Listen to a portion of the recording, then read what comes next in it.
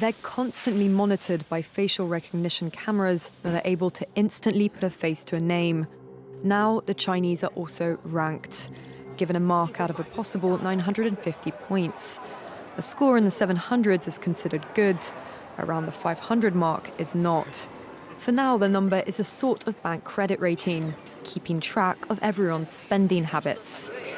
I think being ranked is a good thing. A society has to have rules. It forces us to be well behaved. It may seem scary, but it's just like that here. We're used to it, and anyway, we don't have a choice. But in an effort to keep all of its subjects in line, Beijing is taking the system a step further in 2020. It's aggregating data gathered by banks, private companies, and the state to rate if someone's a good or bad citizen. By using the most data possible, the so-called big data, the system will play an important role in rebuilding a moral society.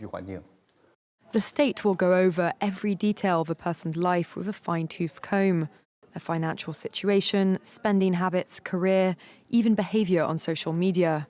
Criticizing the government online or displaying outward signs of wealth is a no-no. On the other hand, praising the party or giving blood increases your social credit. Xiao Wenwang is a model citizen. She lives in Nanjing, a testing ground for social ranking. Married with a child, she has a job in a retirement home, no debts, and she wouldn't dream of jaywalking. As a good citizen, I respect the rules of the road. If I didn't, I'd lose points on my social credit. In theory, everything can be taken into account in the social score, even the most innocuous errands like supermarket shopping. When Xiao Wenwang makes an electronic payment, her purchases tell the state a lot about her. Buying cigarettes would count against her. On the other hand, nappies show she's an attentive mother. Beer could indicate alcoholism. She'd be better off buying water. In this pilot city of 8 million people, there are only 18,000 model citizens. For Xiao Wenwang, there are perks to be had, such as paying half price for the bus. I get discounts for all public services, even at museums. And the library is free for me, thanks to my score.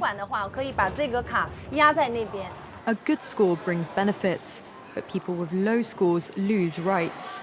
The cinema names and shames people considered untrustworthy, plastering their details, even their addresses, across big screens.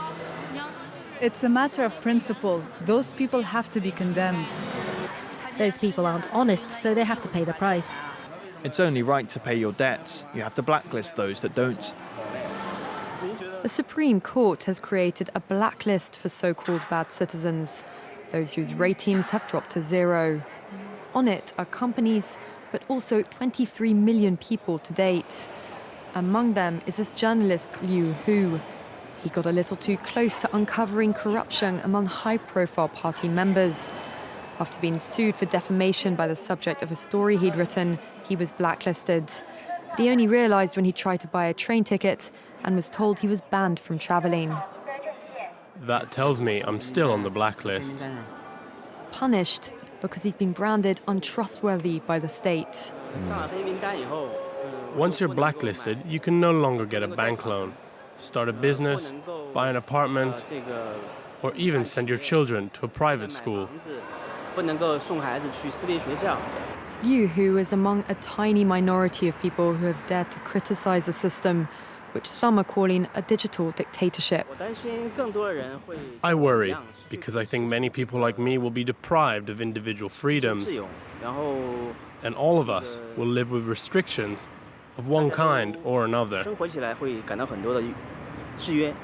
After our meeting, Liu Hu learned that his name had been removed from the blacklist, but he still has a long way to go if he doesn't want to languish at the bottom of the social credit hierarchy.